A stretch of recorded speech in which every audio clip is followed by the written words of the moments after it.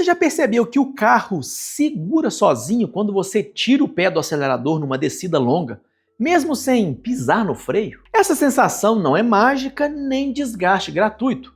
É o freio motor, um fenômeno mecânico fundamental para controlar o veículo com segurança, reduzir o risco de superaquecimento dos freios e, nos carros modernos, até poupar combustível. Mas afinal, o que é freio motor e por que você deve usá-lo? Comecemos pela definição. Freio motor é a desaceleração provocada pelo próprio trem de força quando o motor fecha o acelerador e mantém uma marcha engatada. Em motores a gasolina e etanol com injeção eletrônica, ao tirar o pé, a borboleta de admissão se fecha, a pressão no coletor cai e o motor passa a bombear ar contra uma resistência interna, gerando torque negativo. Já reparou que, em ponto morto, o carro embala mais na mesma descida? Isso acontece porque, sem marcha engatada, o motor não transmite esse arrasto para as rodas e você perde o efeito do freio motor. E nos motores a diesel,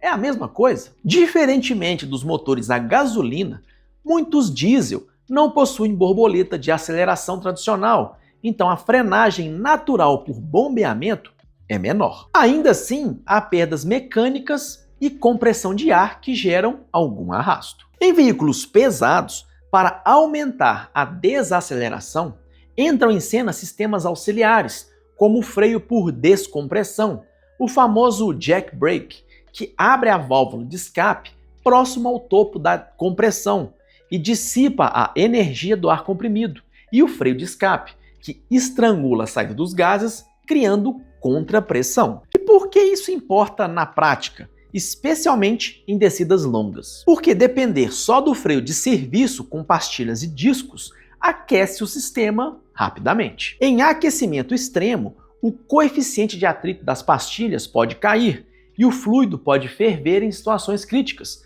levando à perda de eficiência conhecida como fading. Ao usar o freio motor para segurar a velocidade, você descarrega parte do trabalho que viraria calor nos freios e também mantém margem de segurança para quando realmente precisar frear. Já se perguntou por que manuais de fabricantes orientam a descer engrenado em marcha compatível com a velocidade? É exatamente para preservar o sistema de freios e manter o controle. Mas como usar corretamente no câmbio manual? Sem mistério nem risco ao conjunto? A regra prática é antecipar a descida, selecionar uma marcha mais baixa antes de ganhar velocidade demais e deixar o motor trabalhar na faixa de rotação segura, sem encostar na linha vermelha. O controle fino é seu, e se o carro acelera na ladeira, mesmo sem pé no acelerador, reduz uma marcha, e se o motor sobe demais o giro, aumente a marcha. Você percebe que o carro firma a velocidade,